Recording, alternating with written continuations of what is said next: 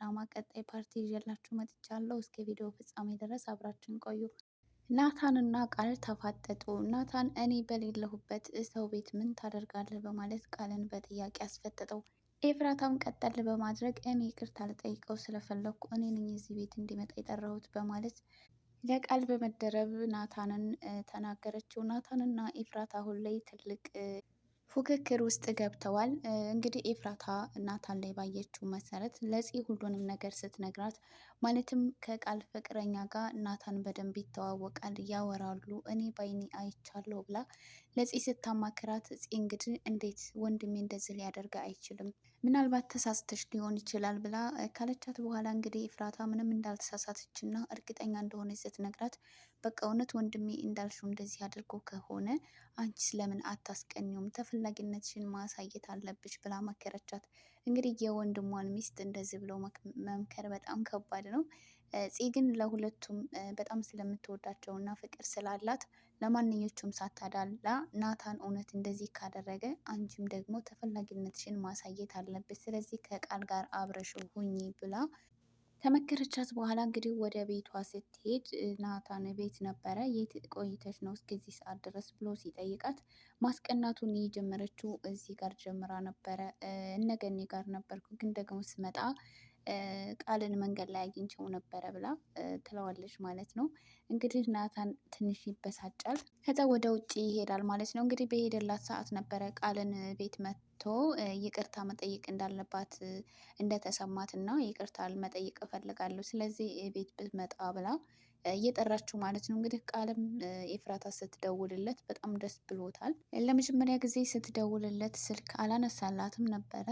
ኤፍራታም እንግዲህ እንዴት ነው በመጀመሪያ እሱ አልነበር እንዴ እንደዛ ሲደውልልኝ የነበረው አሁን እንዴት እኔ ስደውልለት አያነሳም ብላ ትንሽ ተበሳጭታ ነበረ። ቃል ግን ወዲያውኑ ደውሎላት ነበረ።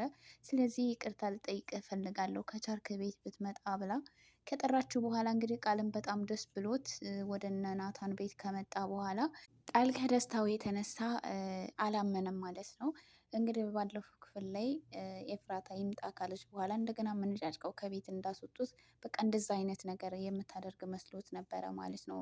ቁጭ እስከሚል ድረስ አላመንም። ግን ከዛ በኋላ በጣም ጨዋታቸው ደርቶ እየሳቀች ምናምን በጣም ደስተኛ ሆነው እያወሩ ነበረ ማለት ነው። እንግዲህ በዚህ ሰዓት ደግሞ ለጨረቃው አበባ ይዞ ከውጭ የሚመጣው ናታን በር ላይ ሆኖ እንግዲህ ከማን ጋር ነው የምትስቀው እያለ ሳቋ እየሰማ ፈገግ እያለ ነበር ሲገባ የነበረው ማለት ነው። በስተ መጨረሻ ግን እንደዚህ ያሳቃት ነገር ምንድን ነው ብሎ ሲመለከት ቃልና ቁጭ ብሎ ከኤፍራታ ጋር እንደዛ ያሳቃት እየተጫወቱ ምናምን ነበረ ማለት ነው። እና ከኔ ጋር ራሱ ስትሆን እንደዚህ ስቃ አታውቅም እያለ ናታን በጣም ተበሳይቶ ነበረ። ትንሽ ካዳመጣቸው በኋላ ናታን እንግዲህ ፊት ለፊት መጥቶ ቃልና ኤፍራታ ናታን ሲገባ በጣም ይደነግጡና ሁለቱም ከተቀመጡበት ተንስተው ይቆማሉ ማለት ነው። ናታን እንግዲህ በጣም ንዴቱን ዋጥ አድርጎ አንተ እዚህ ምን ታደርጋለህ? እኔ በሌለሁበት ከሰው ሚስት ጋር እንደዚህ መሆኑ ተገቢ ነው ብሎ ይጠይቀዋል ማለት ነው። እንግዲህ ኤፍራታ ቃል መልስ እንዲሰጥ ራሱ እድሉን አልሰጠችውም። ቀጠል አድርጋ እኔ ነኝ የጠራሁት ቆይ ምን ችግር አለው ብላ ትመልስለታለች ማለት ነው። የኔ ጨረቃ አንቺ ዝም በይ እኔ የጠየቅኩት እሱን ነው ብሎ ቃልን በጥያቄ ያፋጥጠዋል ማለት ነው። ቃልም በቃ ስለደወለችልኝ ይቅርታ ልጠይቀኝ ነው የመጣሁትኝ ብሎ ይላል ማለት ነው። እና እኔ ባለሁበት ነው እንጂ እኔ በሌለሁበት ነው እንዴ እኔ ስወጣ ጠብቀሽ እሱን የምትጠሪው ብሎ በጣም ይናደዳል ናታን ማለት ነው። ቃልን ለመማታትም ይሞክራል። ነገር ግን ደግሞ ከሱ ጋር በደንብ ገና ስላልተዋወቁና ለምን ምን ፈልገው እንደሆነ በደንብ ማጣራት ስለሚፈልግ ከሱ ጋር ግብ ግብ መፍጠር ስላልፈለገ በቃ ትዕግስተኛ ሆኖ ለማለፍ ይሞክራል። ኤፍራታ ግን ናታን ስለተናደደ በጣም ደስ ብሏታል። ምክንያቱም እሷ የምትፈልገው እሱ እንዲቀናና እንዲናደድላት ነበረ ማለት ነው። እና ከዛ በኋላ እሷን ብቻ እንዲያስብ ለማድረግ ነው። ነገር ግን እንግዲህ ኤፍራታ በተሳሳተ መንገድ በጣም ትልቅ ችግር ውስጥ እየገባች ነው። ምክንያቱም እንደዚህ በምታደርግበት ሰዓት ናታን የባሰ ይርቃታል እንጂ ወይም ደግሞ ይበልጥ የቃልን እህት እንዲቀርባት ነው የምታደርገው ማለት ነው። ምክንያቱም የቃልን እህት እየቀረባት እንግዲህ ፍቅረኛው እንደሆነች ስላወቀ እሱም ሊበቀለው ስለፈለገ ነው እንጂ ከእሷ ምንም አይነት ነገር ፈልጎ አይደለም። ከኤፍራታም ደግሞ እሷ በልጣበትም አይደለም ማለት ነው። ነገር ግን እሱን ለማስቀናት ብሎ ስለሆነ እሷን የቀረባት አሁን እነሱ በተቀራረቡ ቁጥር ናታን ደግሞ ይበልጥ ወደ ልጅቱ እንዲቀርብ እያደረገችው ነው ማለት ነው። በዛ ላይ ደግሞ ከቃል ጋር እየተገናኙ እየተደዋወሉ ምናምን ቅርርብነታቸው እየጠነከረ ሲመጣ እሷ ናታንን ለማስቀናት ብላ ቃልን ስትቀርበው ቃል ደግሞ ልክ እንደሚወዳት ተናግሯል። ስለዚህ ተስፋ እያደረገ እና ይበልጥ እሷን እየቀረባት እና እየወደዳት ይመጣል ማለት ነው። እና ይሄ ደግሞ ለትዳራቸው በጣም ትልቅ ችግር ይሆናል። ኤፍራታ ግን ለጊዜው ያየችው እሱን ማስቀናት ብቻ ነው እንጂ ሌላ ትልቅ መዘዝ ይዞባት እንደሚመጣው በጭራሽ አላሰበችውም ማለት ነው። ሀሳቡ ምንም የፂ ቢሆንም ነገር ግን ኤፍራታ መቀበል አልነበረባትም ማለት ነው። ሌላው ደግሞ ሉሊትና ቃል ናቸው። ሉሊትና ቃል እንግዲህ ትልቅ ጦርነት ውስጥ ገብተዋል። ሉሊት እንግዲህ ገንዘብ ለማግኘት ስትል የማታደርገው ነገር የላትም። ምንም ነገር ቢሆን ታደርጋለች፣ ገንዘብ የሚያስገኝ ከሆነ ማለት ነው።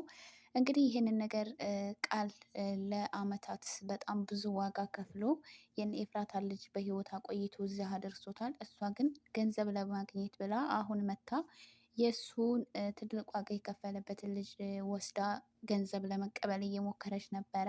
ቃል ደግሞ ይህንን በጭራሽ እንድታደርጊ አልፈቅድልሽም፣ እኔ እዚህ ሳደርሰው ምን ያክል ዋጋ እንደከፈልኩ አንቺ አታውቂም ብሎ እንግዲህ ሊያወጣጣት ሞክሮ ነበር። እሷ ግን ምንም አይነት ፍንጭ መናገር ስላልቻለች ቤት ድረስ በመሄድ ይዟት ሄዷል ማለት ነው። እንግዲህ ቤት የነበረው ግብ በጣም የሚያስቅና አዝናኝ ነገር ነበረ። ቤት ውስጥ ገብቶ እንግዲህ ነይ ውጭ እያለ ይዟት ሊሄድ ሲል ገኒ ደግሞ ቆይ አንተ ማነህ? ምንድነህ? እንዴት ሰው ቤት ሰተት ብለህ ትገባለህ? ብላ ስትጠይቀው ሉሊት እንግዲህ አላልኩሽም ያኮ መንገድ ላይ የሚያስቸግረኝ በጣም እወድሻለሁ እያለ ምናምን እያለች እየቀበጣጠረች በእንደዚህ አይነት መንገድ ለማምለጥ ሞክራ ነበረ። ቃል ግን በጭራሽ አልሰማሽም ብሎ እጇን ይዞ ነበር እየጎተተ ይዟት የሄደው ማለት ነው። ቤት ውስጥ የምነገኒ የሚወዳት ልጅ ይዟት ሄደ ብላ ነበር ስትል የነበረው ማለት ነው። ለፂም የተፈጠረውን ነገር እየነገረቻት ነበረ ማለት ነው። ነገር ግን ፂ ሁሉንም ነገር በመስኮት ከላይ ሆና ስትመለከት ነበረ ማለት ነው። ቃል እየጎተተ ይዟት ሲሄድ ፂ ደግሞ እየተመለከተች ነበረ ማለት ነው። ቃልና ሉሊት እንዴት ተገናኙ? እንዴት ሊተዋወቁ ቻሉ? እያለች ነበረ ማለት ነው። እንግዲህ ይህንን ነገር ምን እያደረጋችሁ እንደሆነ ደርስበታለሁ እያለች ፂ ስትል ነበረ ማለት ነው። እንግዲህ ከዚህ በኋላ ቃልን በማንኛውም አጋጣሚ እያገኘች ልትከታተለው እና ስለሱ ማንነት ለማጣራት እንደምትሞክር ነበር ስትናገር የነበረው። በዛ ላይ ደግሞ የቃል እህት ፂን የቀረበቻት ለሆነ ነገር እንደሆነ እያሰበች ነበረ ማለት ነው። እንዴት ከወንድሜ ጋር ካወሩ ወንድሜን ለማጥመድ ስትል ነው ማለት ነው እኔን የቀረበችኝ እያለች ስታስብ ነበረ ማለት ነው። ስለዚህ ፂ እንግዲህ ቃልን እንደምትከታተለው እና ሆነ ፍንጭ ላይ እንደምትደርስ ተስፋ እናደርጋለን። አሁን ላይ ሉሊትና ያኔት አንድ ቤት ተይዘዋል ማለት ነው። እውነቱን እስካልተናገሩ ድረስ ቃል መቼም ቢሆን እንደማይለቃቸው አስጠንቅቆ ነው እያሰራቸው። ሌላው ደግሞ አቤል ነው። አቤል እንግዲህ በዚህ በጣም እየቀናባት ነው። እንግዲህ ቃል መንገድ ላይ ያገኘሁት ምናምን እያለች ስትነግረው አቤል በጣም ተናዶና ተበሳጭቶ እኔን ለማናደድ ነው እንደ ደወልሽው እያለ ሲላት ነበረ ማለት ነው። እንግዲህ አቤል ሲቀና ስታየው በጣም ደስ ይላታል። ምክንያቱም ይወደኛል ማለት ነው ብላ ነው የምታስበው። እና ባገኘችው አጋጣሚ ስለ ቃል እያወራች አቤል ለእሷ ያለውን ቦታ ለማወቅና ለእሷ ያለውን ስሜት ለመረዳት እየሞከረች ነው። አቤል ግን ቃል አውጥቶ እወድሻለሁ ባይላትም ነገር ግን ለፂ ትልቅ ፍቅር እንዳለው በደንብ ግልጽ ነው ማለት ነው። ውድ የሐረግ ድራማ ተከታታዮች ለዚህ ቻናል አዲስ ሆናችሁ ላይክ፣ ሰብስክራይብ በማድረግ ቤተሰብ ሆኖ ቤተሰብ የሆናችሁ በጣም ከልብ እናመሰግናለን። ሀሳብ አስተያየት ካላችሁ ኮሜንት ላይ አስቀምጡልን። በቀጣይ ቪዲዮ እስከምንገናኝ ለሁላችሁም ሰላማችሁ ብዝት ይበልልኝ።